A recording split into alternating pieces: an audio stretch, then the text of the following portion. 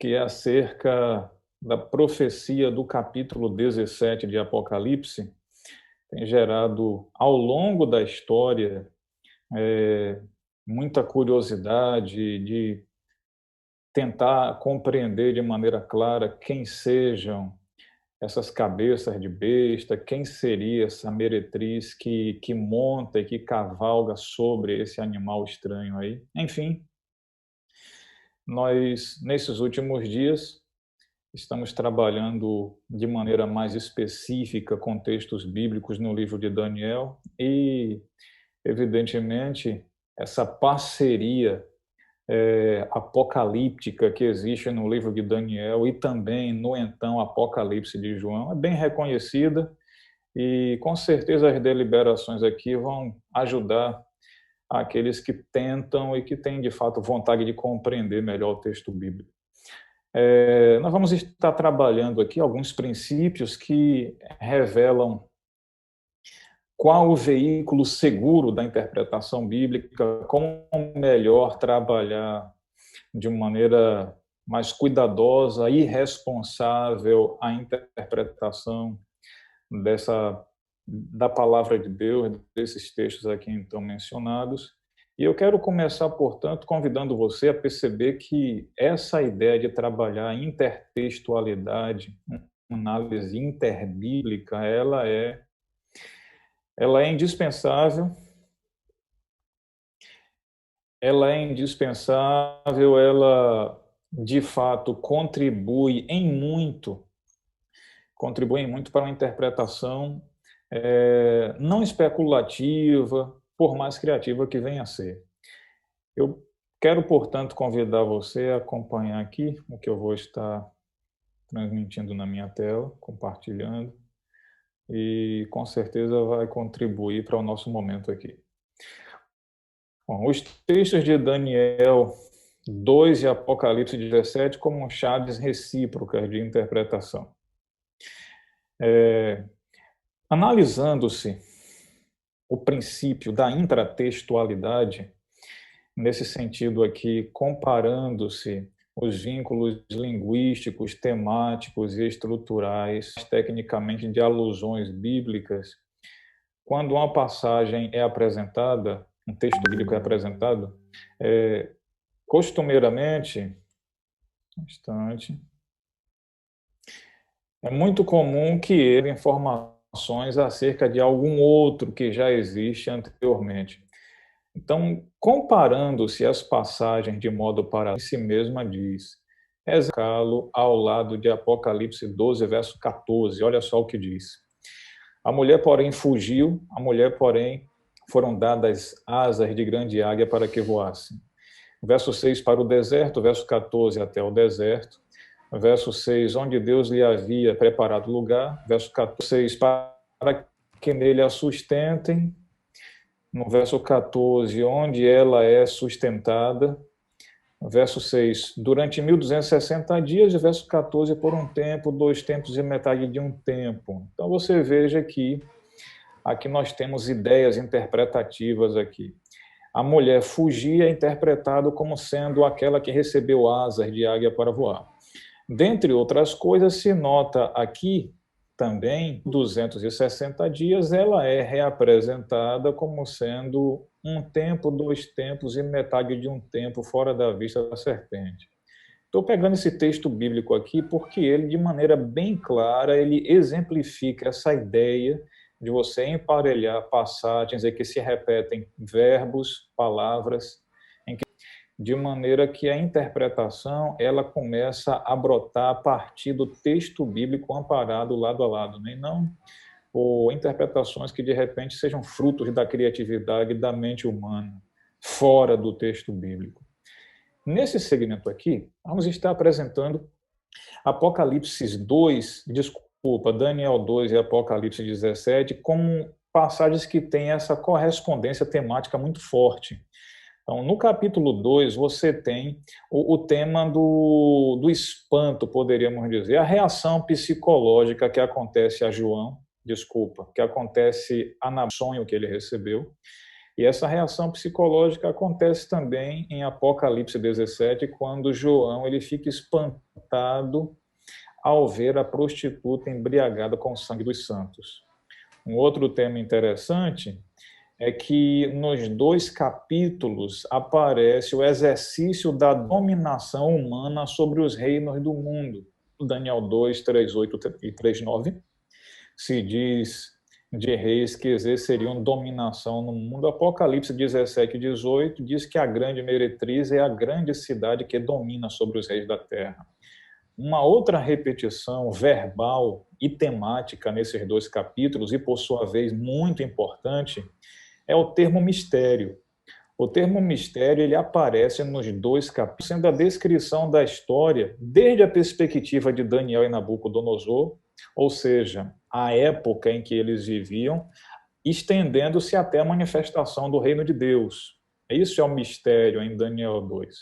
No capítulo 17, por sua vez, de Apocalipse, por se tratar de uma visão que é enfaticamente escatológica, então o termo mistério aí também é identificado como a descrição da história da mulher e da besta, onde essa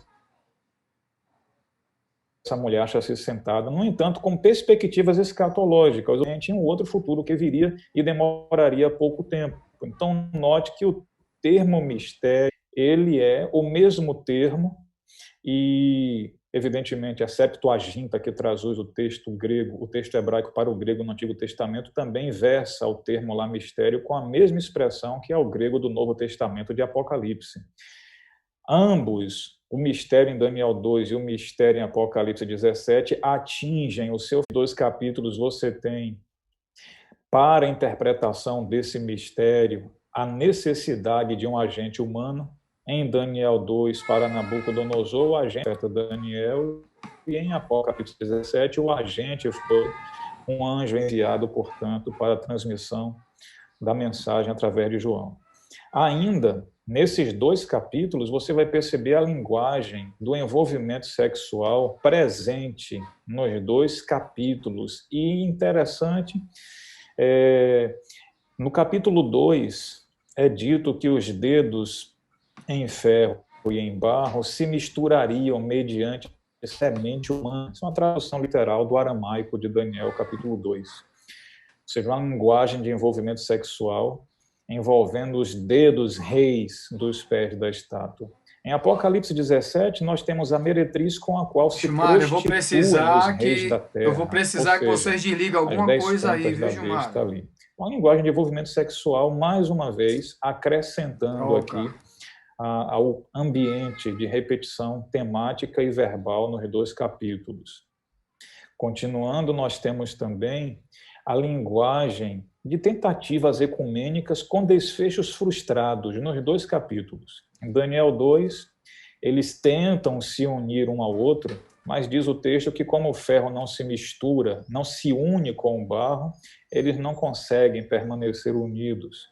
No capítulo 17 de Apocalipse, mais uma vez, na linguagem de envolvimento descrita a partir do versículo 12 a 14, eles se reúnem às pontas da besta, oferecendo poder à besta. No entanto, diz o texto bíblico, que em um dado momento se voltam contra a meretriz, fazendo-a desolada e queimando-a no fogo.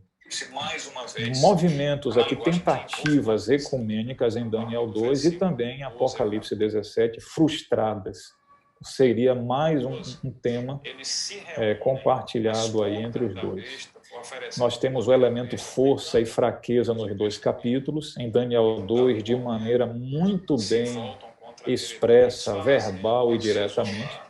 Diz que o reino seria em parte forte e em parte fraco. Em Apocalipse 17, por sua vez, se subentende esse elemento de maneira indireta, onde a meretriz, elemento religioso, no dado momento do cumprir da visão de Apocalipse 17, seria a parte fraca, sendo atacada e subvertida pelo elemento civil, ou seja, a besta e as 10 pontas. É interessante fazer aqui um parêntese, que no capítulo 7 de Daniel, não no 2, mas no 7, A passagem de Daniel 7 acentua o início das atividades religiosas da ponta pequena ou ponta religiosa. Ela sai vitoriosa em sua peleja contra 10 pontas, derrotando 10 pontas civis.